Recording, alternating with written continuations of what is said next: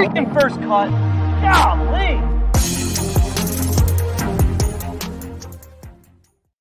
Hello, YouTube. The PGA Tour just made a bunch of changes to their structure, and Tiger and Rory are spinning off a different league. There's a lot going on. We've got to talk about it. Hit the like button. Make sure you're subscribed. We'll jump into it right now.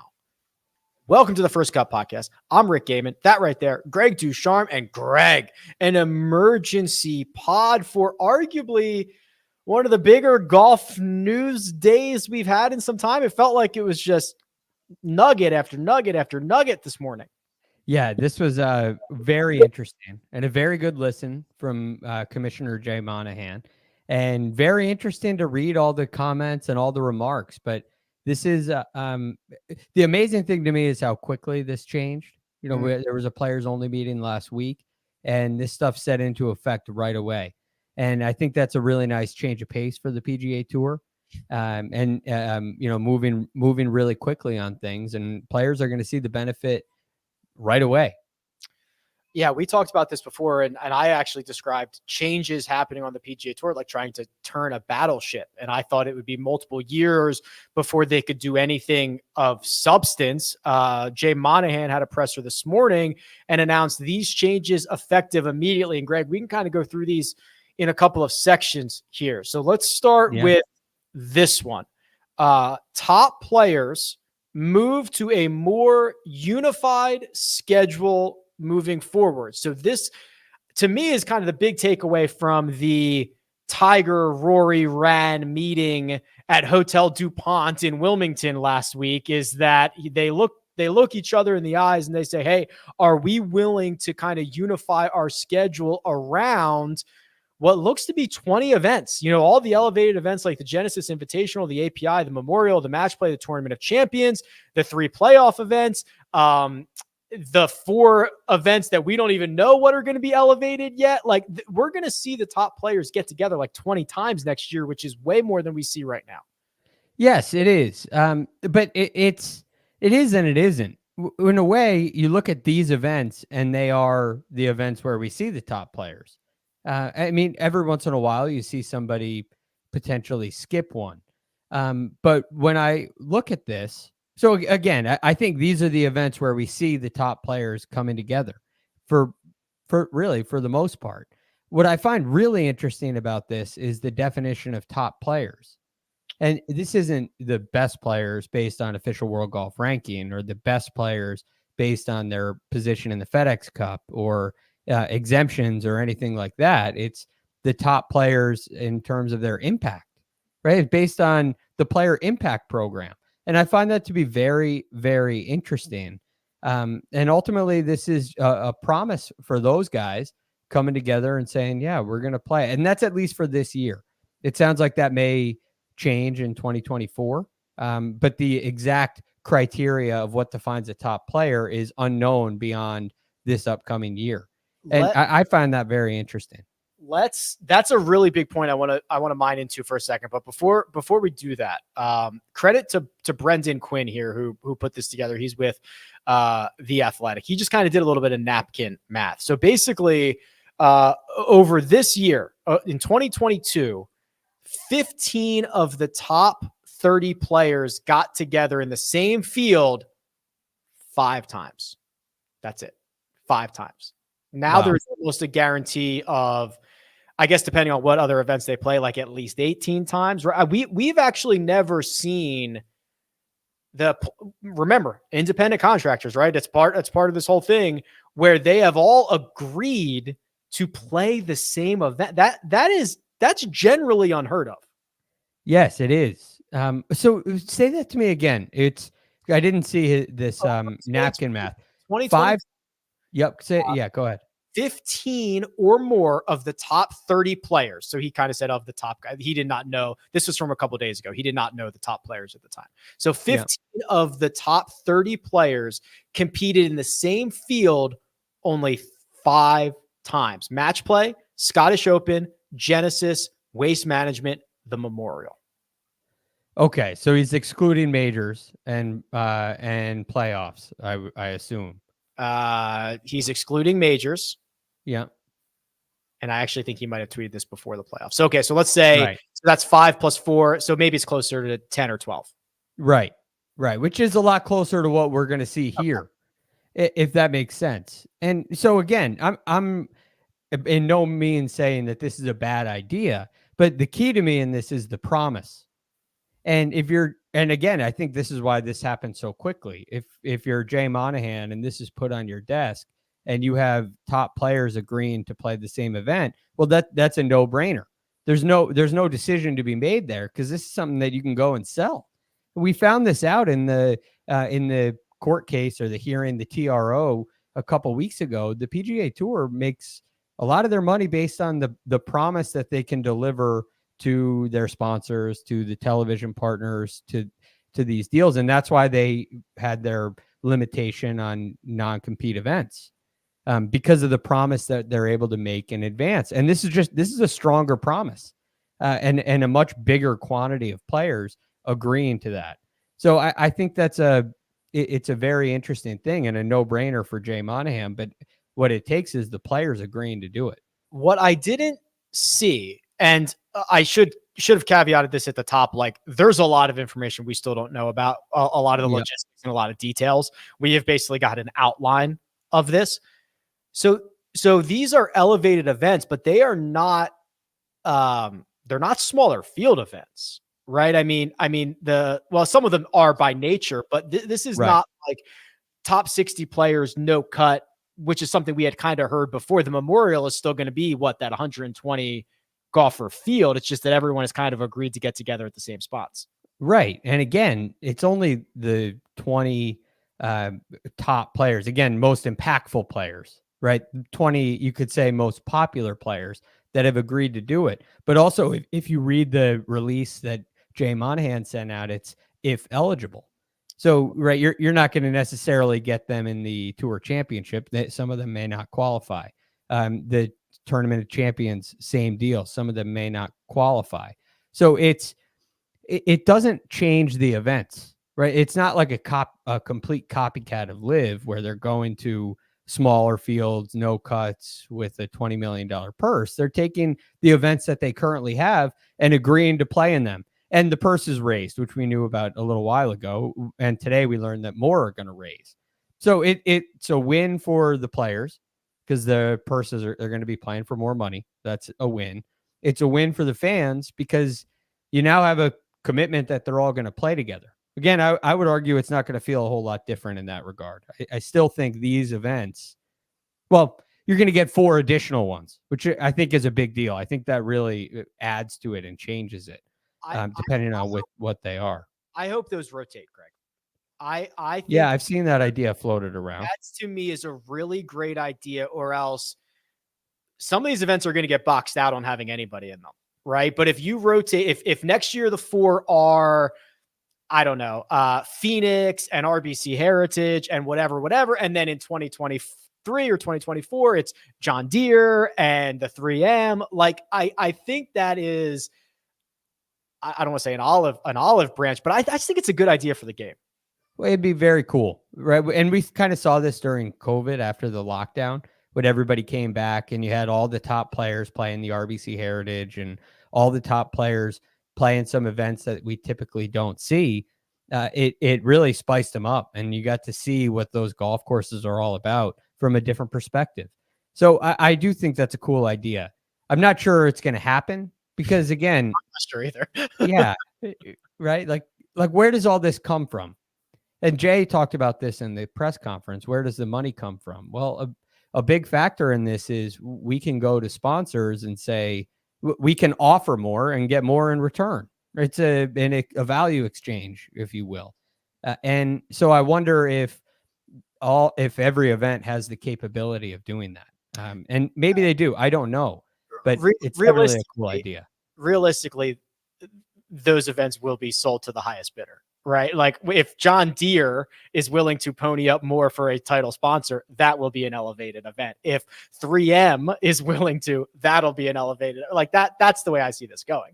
Right. It's unlikely that the players cherry picked that. They said, look, we'll agree to this number. But now it's the job of the executives to go and sell it. and go make the business end of it work. So, well, look, it's a really cool idea. I don't think that's a realistic idea. Okay. Top players. That is something we are going to have to get used to hearing. Top players. That's a term now in our world. And it's important because for the 2022-2023 season, a top player will be defined as players who finish in the top 20 under the current PIP, Player Impact Program, and players who finish in the top 20 under the revised PIP, which is what they are revising. And oh, by the way, that PIP fund that we've had so much fun poking at and saying, oh my gosh, can you believe they're giving out popularity contest money, has doubled, not only in number of players who will receive it from 10 to 20, but from $50 million to $100 million. Greg.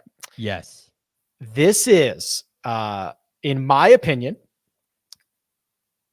this is the most interesting part, because this is tying together top players based on ability and popularity, which is not necessarily something we have ever seen in a PGA Tour that has been eat what you kill.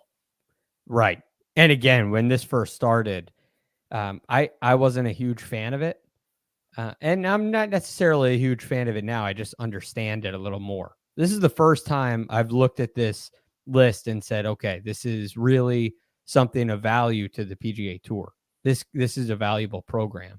And before this, I wondered if it was a way. I mean, there are all kind of conspiracy theories out there, right? Is this a way to just pay players to keep them happy? Is that really enough to do that? I don't know. But I think it's now twofold. And today it really became twofold. At least some of my mind changed on this, where you're rewarding players for their impact. Okay, if you want to do that, that's fair. I think there are probably other ways you could invest those dollars, but at the same time, it becomes a tool to quantify what players are contributing to the PGA Tour. And now when you go and sell it to a title sponsor, to an event, it becomes a lot more valuable. So in a way, it quantified that, rather than just, oh, okay, well, my favorite players are X, Y, and Z. The big names are X, Y, and Z. The big names are the guys playing the best. Well, no, we actually have some data that supports who the most impactful players are based on reasons X, Y, and Z, which again, they're hard to follow. They're hard to understand. I don't understand. I don't know how you get there if you're a young player, but I think there's a sales element to it. Jacob, whose idea do you think this was? Ricky Fowler.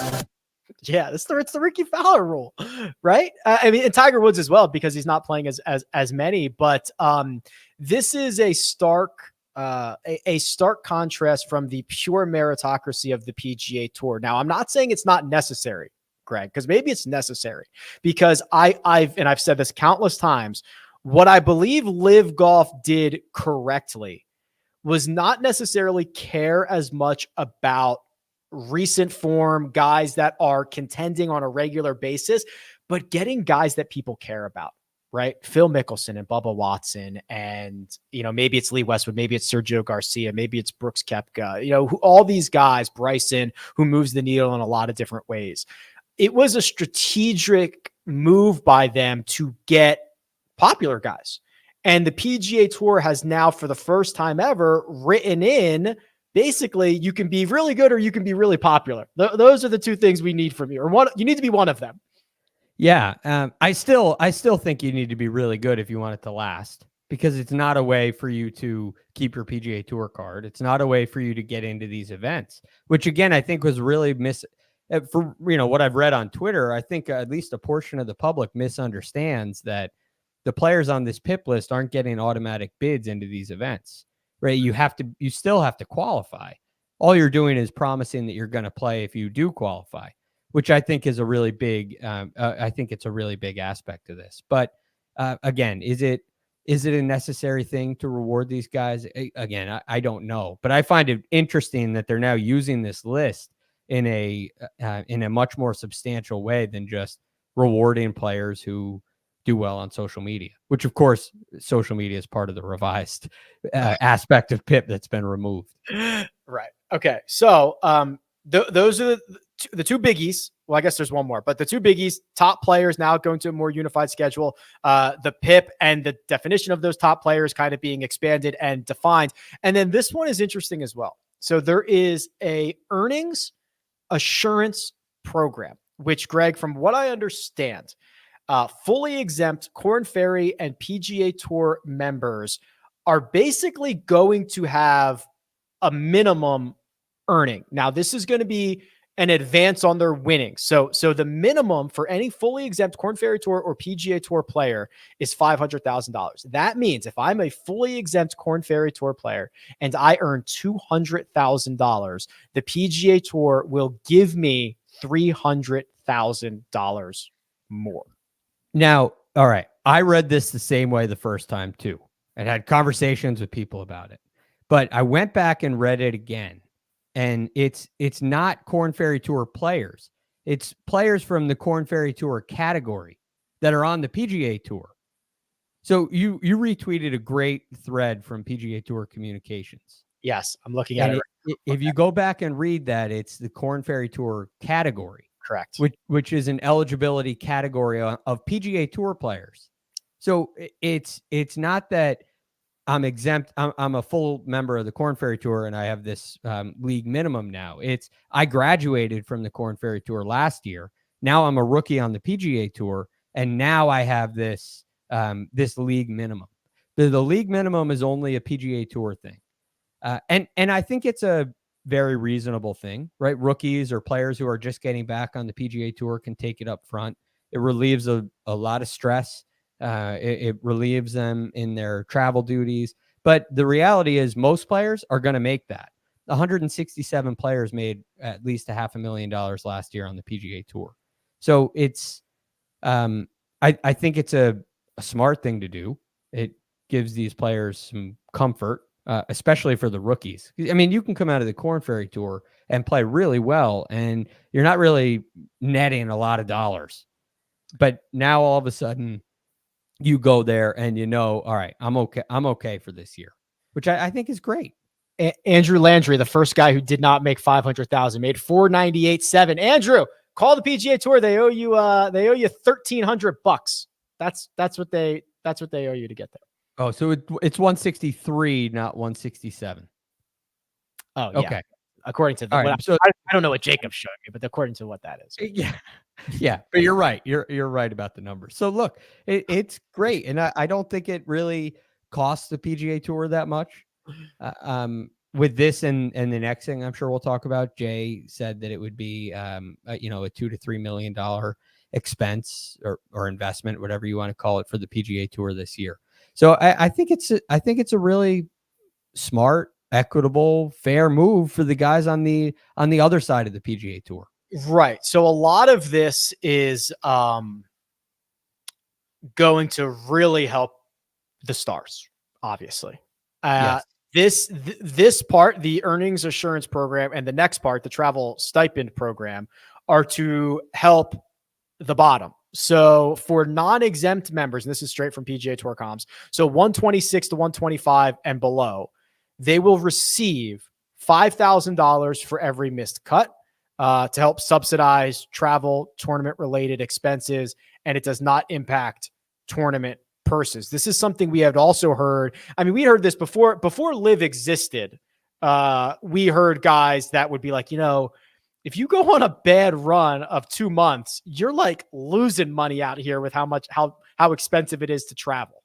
Yeah. I mean, try to go on Orbitz or Expedia and try to look at the prices of flights. No free ads here. It's really expensive traveling around, and then you got to get a hotel and you got to get it for a week. I don't know how all that works, where you book the hotel for a week and then you only stay for 2 nights. Is there a cancellation policy in the room block? But look, these things matter to some of these guys. There's not necessarily huge margins for every single player out there on the PGA Tour. And this is something that Michael Breed, who I work for, has talked about for years.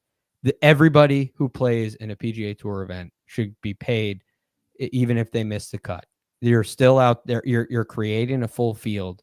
You're some of the other things he said is, you're dealing with fans, you're signing autographs, some more than others, of course, but you're out there creating an event. You're playing in a group with the leader, and maybe some of your shots are on TV. Some of the fans are watching you play. This is it's work.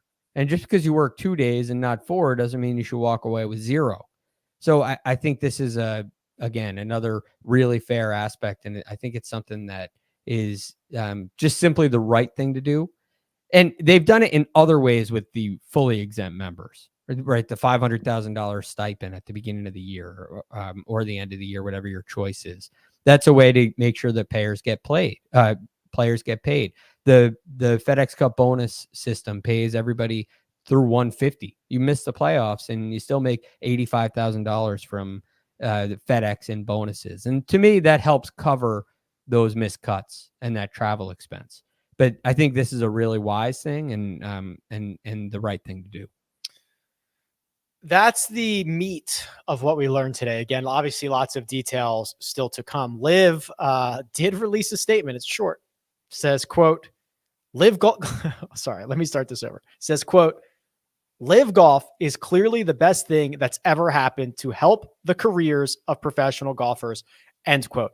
Greg, we have to address this. There's a million comments in the chat. I can't pull them all up, but this is obviously a direct response to what LIV Golf has been able to carve out of the game of golf over the course of the last handful of months. The PGA Tour has now, in my opinion, played their best card, right, to date, right? Some of the stuff they tried to do earlier, I was like, this isn't all that great. I don't know.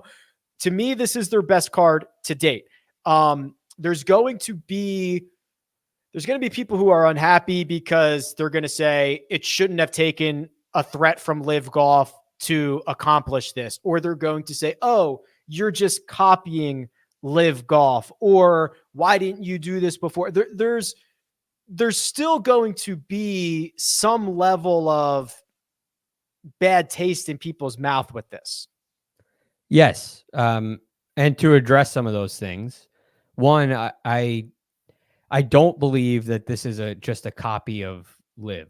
I think this is improving some of the players' wants and desires and some of the things that have come out as a result of LIV, but it's still in the framework, very much so in the framework of how the PGA Tour has always operated.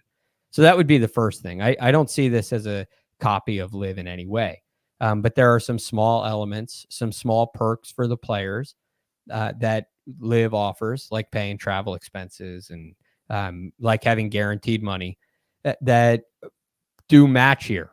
Again, it's not signing bonuses. It's not guaranteed life-changing money. It's just you're not going to lose money when you play the PGA Tour, which they probably should have done a while ago if it was possible. But it seems to me, Rick, like this has been just accelerated because of LIV Golf.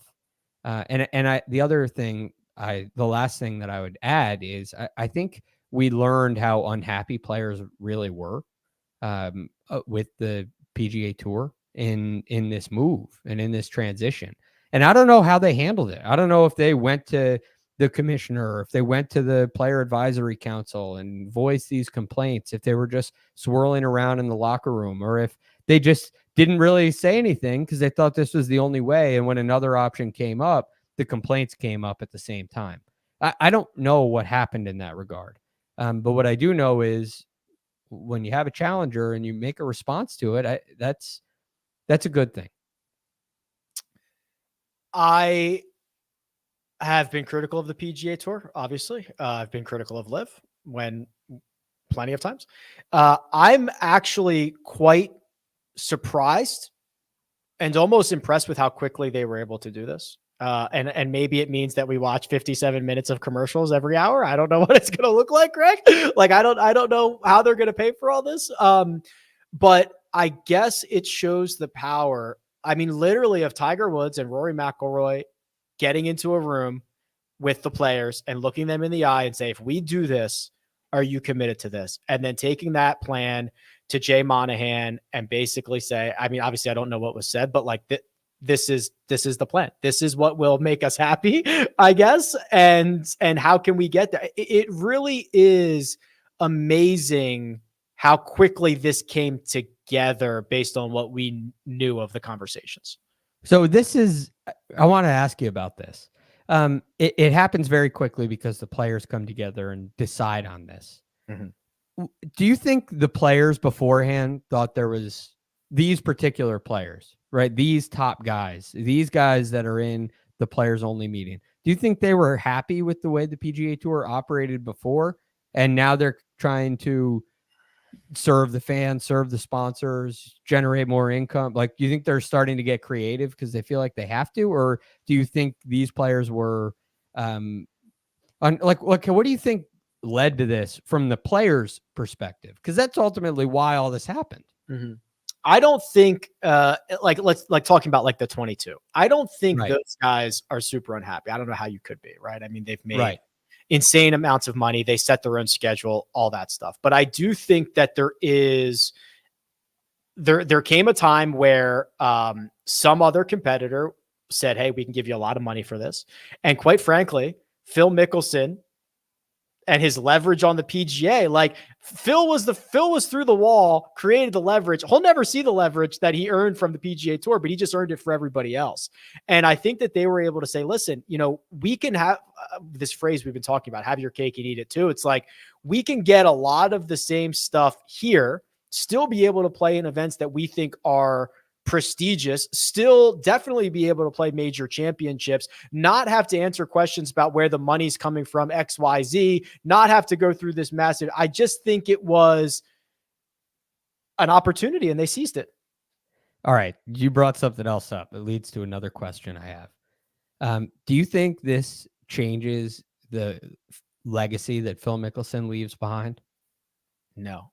Phil Mickelson will be, right or wrong, Phil Mickelson will be the biggest loser in all of this. He will have $200 million, but he will be the biggest loser, and he will not, even if he was the linchpin for all of the great things that PGA Tour players are seeing right now, Tiger Woods will be given the credit. Rory McIlroy will be given the credit. So whether Phil was right, wrong, in the middle, the whole time, I know how humans work, and he will not be given the credit for this.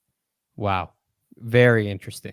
You're right. I mean, I can see it now. Tiger Woods saved the PGA Tour. Second time. Right? Tiger Woods has now saved the PGA Tour twice, right? Yeah. It's already I can totally see that.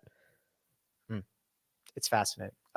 Speaking of Tiger, we actually have more. There is more to talk about. More news broke today, and this will obviously not be the last we hear. We'll get as we get more information about the new state of the PGA Tour. But let me remind everybody: First Cut merch, 20% off.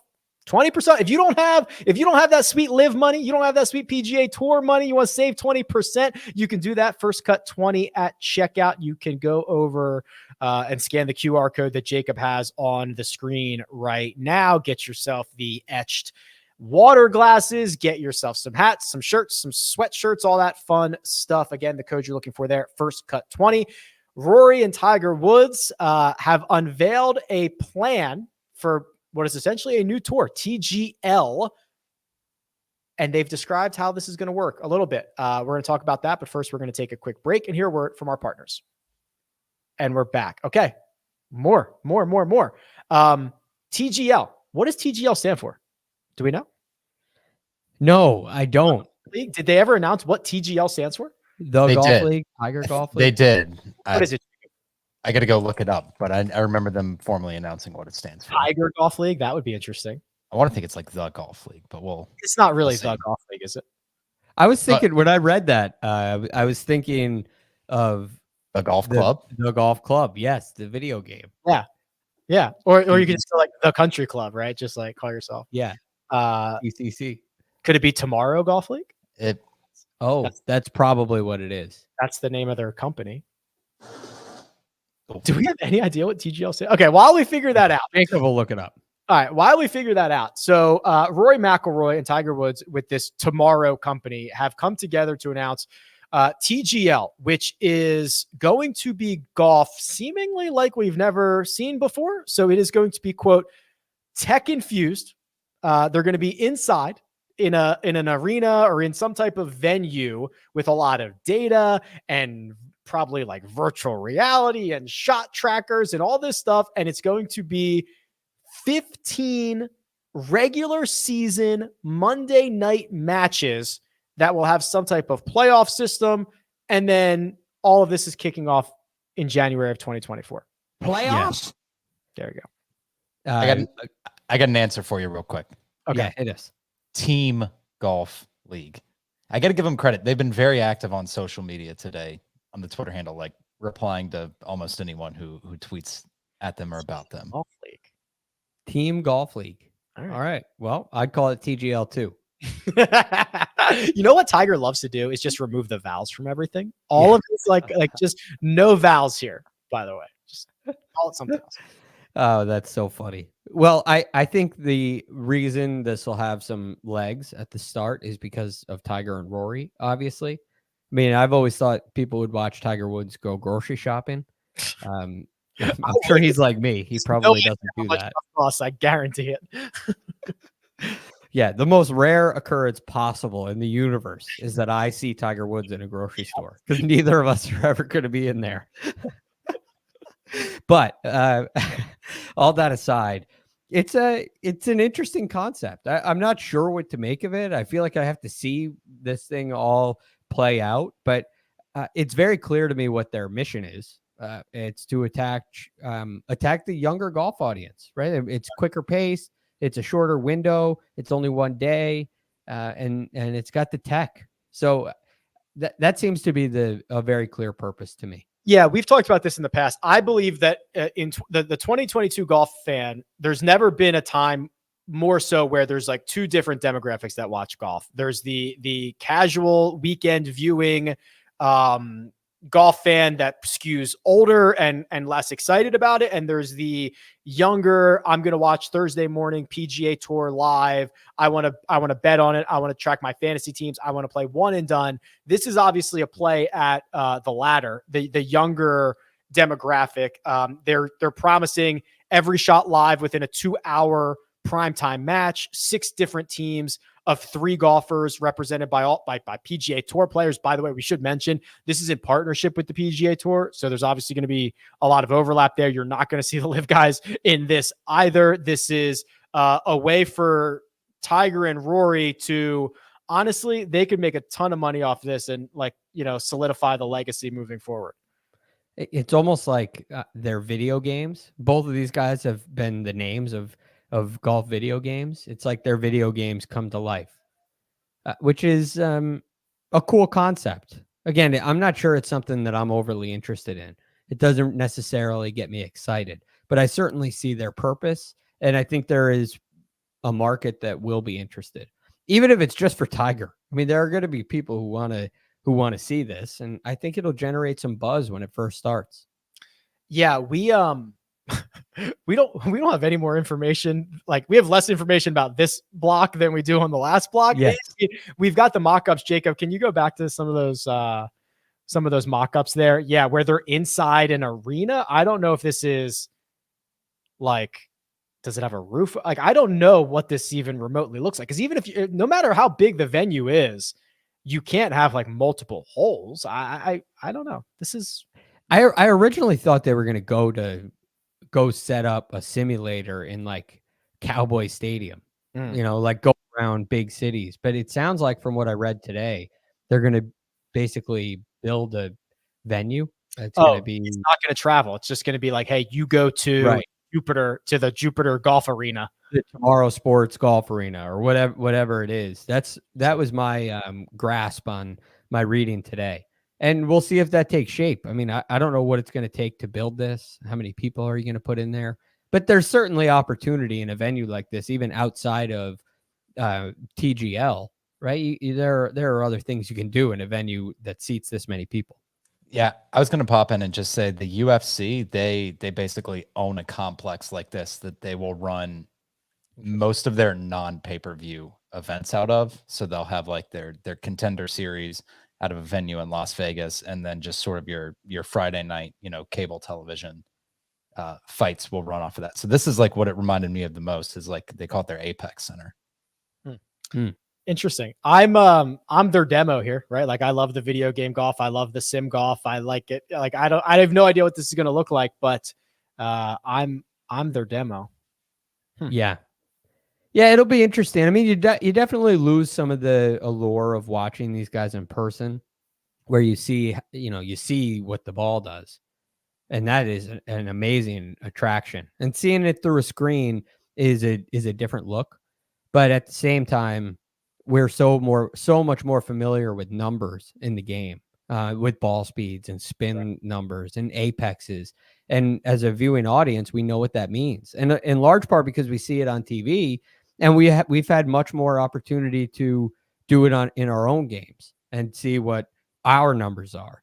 And so there is that connection there as well, where, maybe you've never been to a PGA Tour event. You've hit balls in a simulator. You know what your ball speed is. You know how high it goes in the air. And when you see what they do, it can draw some attention. So, yeah, it's a very, very interesting concept. Okay.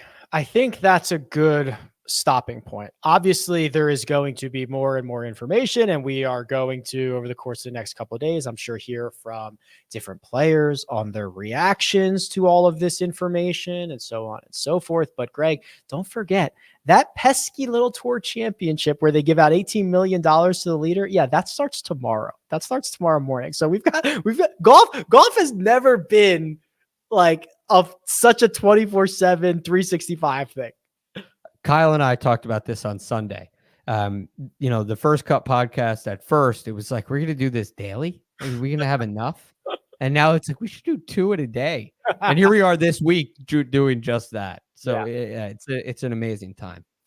Okay. Round by round recaps. Big thanks, not only to producer Jacob, who does all the hard work behind the scenes, but Greg DuCharme, who we were able to kind of put this emergency pod together last minute. You can find Greg at The Real GFD. You can find me at Rick Run Good. This has been The First Cut. We'll catch you next time.